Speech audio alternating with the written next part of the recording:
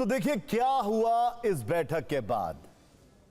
अगर एक लाइन में आपको खबर समझाएं तो आइए, बैठिए, बिजनेस करिए, लेकिन ताइवान पर दखल मत दीजिए। और यही आधार है जिसके बेसिस पर हम आपको बिजनेस देंगे, क्योंकि आपको बिजनेस जरूरी है। आपकी इकोनॉमी खराब हो रही है, जो युद्ध चल रहा है उससे, और आपके मिड टर्म पोल्स नजदीक हैं, तो आपको रेटिंग भी चाहिए और बिजनेस भी चाहिए। हमें ताइवान पर इंटरफेरेंस नहीं चाहिए। यह लगभग चाइना ने समझा दिया है। हमने आपको चीन अमेरिका में ताइवान वाली टक्कर तो दिखा दी। अब आप सोच रहे होंगे कि ईरान मुद्दे पर क्या हुआ। ट्रंप और जिनपिंग जब एक दूसरे से मिले तो ईरान पर डायरेक्ट कोई बात हुई क्या? होर्मुज़ खुलवाने को लेकर भी क्या कोई चर्चा हुई? तो इस पर हमारे पास दो अलग अलग दावे हैं। एक दावा व्हाइट हाउस का है और दूसरा दावा चीन के विदेश मंत्रालय का है। अब यह जानना बहुत इंटरेस्टिंग है, ध्यान से सुनिए। व्हाइट हाउस से जारी प्रेस रिलीज में तमाम सभी बातों के साथ ईरान पर दो महत्वपूर्ण लाइनें साफ साफ लिखी गई।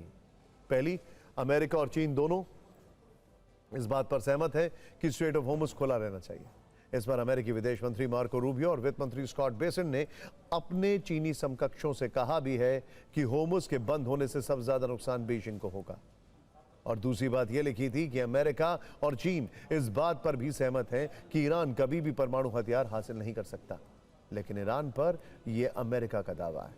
अब चीन का बयान क्या कहता है यह भी देखिए। हमने इस स्टेटमेंट को पूरा पढ़ा है और इसमें हमें कहीं भी सीधे सीधे ईरान शब्द नहीं मिला है। इस स्टेटमेंट में कुल 8 पॉइंट शामिल हैं।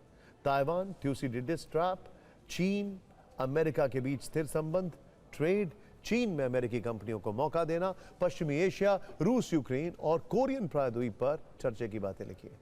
इसके अलावा ट्रंप ने जिनपिंग को महान लीडर बताया, यह भी लिखा है। अंत में दोनों देशों के बिजनेस लीडर्स का जिक्र था। लेकिन चीन के इस स्टेटमेंट में अब एक बारीक सी लाइन है। चीन के बयान में पश्चिम एशिया का जिक्र है, लेकिन ईरान का नाम सीधे तौर पर नहीं लिखा है, जैसा व्हाइट हाउस के बयान में दिखा। इसीलिए अब कल जॉइंट स्टेटमेंट पर सबकी नजर रहेगी। उस समय तस्वीर ज्यादा साफ होगी। लेकिन इस शिखर वार्ता के दौरान दोनों देशों की तरफ से यही कहा गया है कि वो एक दूसरे के साझेदार बने, प्रतिद्वंदी नहीं। देखिए, कहते हैं कि हर सिक्के का दो पहलू होते हैं। दूसरा पहलू क्या है? जानकार ट्रंप के चीन दौरे में इस आश्चर्यचकित करने वाले दूसरे पहलू को डिकोड करने का प्रयास कर रहे हैं। कई एक्सपर्ट से सवाल उठा रहे हैं कि क्या चीन और अमेरिका में कोई साठगांठ है।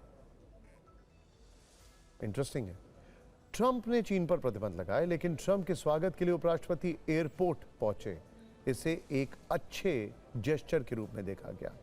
ट्रंप पूरी दुनिया में चीन को चुनौती दे रहे हैं, लेकिन यही ट्रंप अपना सबसे बड़ा बिजनेस डेलीगेशन चीन लेकर गए हैं। होर्मुज़ स्ट्रेट से चीन के 10 शिप निकले हैं। सवाल, जब पूरी दुनिया के लिए ब्लॉकेड है तो चीन के टैंकर कैसे निकल रहे हैं? ईरान पर हमले से चीन का सबसे ज्यादा नुकसान है, लेकिन सच यह है कि ईरान जंग शुरू होने से पहले ही चीन में सबसे ज्यादा तेल टैंकर गए और चीन ने काफी मात्रा में तेल जमा कर लिया। मादुरो की लोकेशन अमेरिका को नहीं मालूम चल पा रही थी, याद है आपको?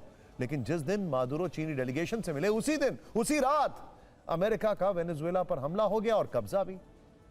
वैसे इस बीच एक बिग डेवलपमेंट यह भी है कि ट्रंप जब चीन दौरे पर हैं, तब मॉस्को से एक ऐसी खबर आई है जो ट्रंप की फिक्र को बढ़ा सकती है। क्रेमलिन प्रवक्ता पेस्कॉव की ओर से कहा गया है कि पुतिन बहुत ही जल्द चीन की यात्रा पर जा सकते हैं। मतलब ट्रंप बीजिंग से निकलेंगे और उसके कुछ दिनों बाद मुमकिन है कि चीन में पुतिन की एंट्री हो जाए। ये सुनकर निश्चित ही ट्रंप को अच्छा नहीं लगा होगा, या ज्यादा अच्छा लगा होगा। आप समझ गए ना? खैर,